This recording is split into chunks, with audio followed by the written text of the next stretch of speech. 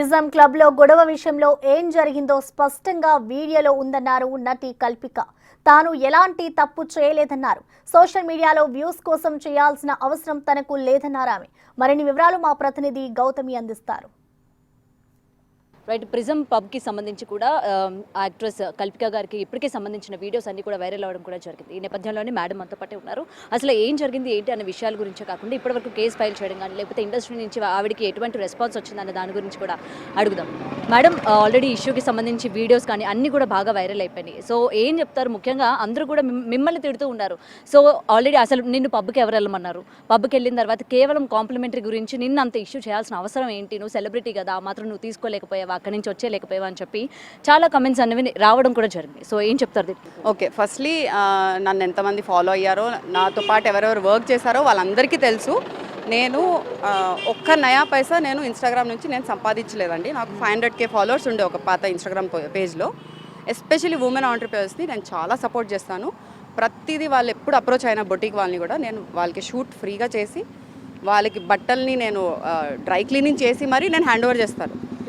అంత మెంటాలిటీ ఉన్న పర్సన్ నేను. నిజంగా నేను ఒక కాంప్లిమెంటరీ కోసం ఇది చేశానంటే అది వాళ్ళ ఇమ్మెచ్యూరిటీ తప్ప నేను ఏం చెప్పాలనుకోవట్లేదు దీని గురించి. సో ఓకే, మీరు కేవలం కాంప్లిమెంటరీ గురించి కాదు, అక్కడ నాతో పాటు బిహేవ్ చేసిన బిహేవియర్ మీద నాకు నచ్చగా నేను అట్లా మాట్లాడాను అని మీరు అంటున్నారు కదా. సో దాని తర్వాత మీరు ఎటువంటి యాక్షన్ తీసుకున్నారు? అసలు పోలీస్కి కంప్లైంట్ ఇవ్వాలి కదా, మరి పోలీస్కి మీరు కంప్లైంట్ ఇవ్వకుండా ఇప్పటి వరకు సైలెంట్గా ఉండడానికి రీజన్ ఏంటి? అక్కడ మీరు ఏమైనా మిస్టేక్ చేశారా అన్న క్వశ్చన్ కూడా రైజ్ అవుతుంది. ఫస్ట్లీ నేను మిస్టేక్ చేసినా నేను వచ్చి ఒప్పుకునే లాంటి పర్సనే అండి. బికాజ్ ఇంతకుముందు చాలా 2-3 ఇయర్స్ నుంచి చాలా కాంట్రవర్సీస్ నా మీద నడుస్తున్నాయి. నా మిస్టేక్స్ లేకపోయినా నేను వచ్చి అపాలజైజ్ చేసిన రోజులు కూడా ఉన్నాయి. I don't have regrets about it.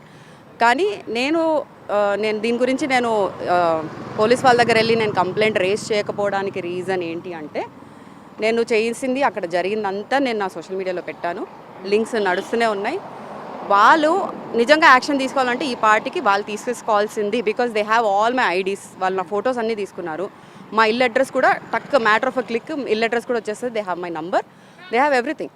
They can come to me, they can give me the case complaint also. వాళ్ళ సైడ్ నుంచి వాళ్ళు పెట్టచ్చు. బికాజ్ నేను గచ్చిబౌలి పోలీస్ టామ్ అని కూడా చెప్పడం జరిగింది. ఎందుకంటే వాళ్ళు అక్కడ వచ్చారు, అన్నీ విన్నారు, విని వాళ్ళకన్నా దారుణంగా బిహేవ్ చేశారు. They were not even support. పక్కన పెట్టండి, అసలు లాజికల్గా వాళ్ళే ఉండలేకపోతున్నారు. అమ్మాయిల పట్ల సిస్టమ్ సరిగ్గా లేదంటారా? అమ్మాయిల పట్ల కాదు, ఇట్స్ బేసిక్ హ్యూమన్ అంతే. నేను అమ్మాయిల వద్ద నేనేం ఫైట్ చేయడానికి ఇక్కడ లేను. వాళ్ళకి అమ్మాయిలు ఎంతమంది స్ట్రాంగ్ అంటే ఎంత స్ట్రాంగ్ అంటే వాళ్ళకి వాళ్ళు ఫైట్ చేయగలుగుతారు. అబ్బాయిలకే సపోర్ట్ కావాలని నాకు తెలిసి. కల్పిక గారు, ఇక్కడ నేనంటే అదే మీరు పబ్ కాకుండా వేరే ప్లేస్లో కనుక మీరు ఉండుంటే, అలాంటి ఇష్యూవే మీరు కానీ ఫేస్ చేస్తుంటే పోలీసులు వెంటనే రియాక్ట్ అయ్యేవాళ్ళు. మీరున్న ప్లేస్ కరెక్ట్ కాదు, దట్టు మీరు ఏమైనా డ్రింక్ చేసి ఉండొచ్చు, అందుకని ఈ విధంగా ఎక్కువ ఓవర్ రియాక్ట్ అవుతుంది అని కూడా అనుకోవచ్చా? నా ఎనర్జీ లెవెల్స్ ఎవరు తట్టుకోలేరు బేసికలీ. సో అది చూసేసి నేను తాగున్నాను, నేను వీడు కొట్టాను అనే ఫీలింగ్లో వెళ్ళిపోతారు. పర్లేదు, అది అగైన్ వాళ్ళ పర్స్పెక్టివ్. బికాజ్ వాళ్ళు ఆ స్టేజ్లో ఉంటారేమో, అది తాగిన తర్వాత కొట్టిన తర్వాత వీడు ఆ స్టేజ్లో ఉంటారేమో. అండ్ అక్కడ డ్రగ్స్ తీసుకున్నారా అని కూడా ఒకరు క్వశ్చన్ చేస్తే మీరు దానికి కూడా ఎస్ నేను రెడీ రండి టెస్ట్ చేసుకుందాం అని కూడా. యాక్చువల్లీ వాళ్ళ మీద కూడా నేను టెస్ట్ రన్ చేస్తే ఇంకా బాగుంటుందని నేను ఫీల్ అవుతున్నాను.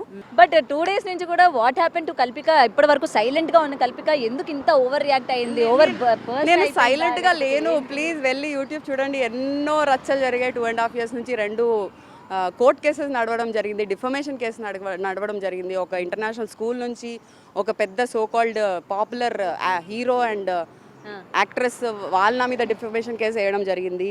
దాని గురించి బయటకు వచ్చి నేను సారీలు చెప్పడం జరిగింది. అవసరం లేని దగ్గర లొంగిపోవాల్సి వచ్చింది. బట్ అవన్నిటినీ నేను ఇప్పుడు మెల్లమెల్లగా బయటకు తీసుకొచ్చి రైట్ వేలో నేను ప్రొజెక్ట్ చేస్తాను. ఇప్పుడు మీరైతే హ్యాపీగా ఉన్నారా? కూల్గా ఉన్నారా? ఇప్పుడు హ్యాపీయే. అక్కడ కూడా జోకులేస్తూ కూర్చున్నాగా. వాళ్ళందరూ లాస్ట్లో ఎక్కడో మీరు వీడియో గమనిస్తే క్లాప్లు కొట్టారు.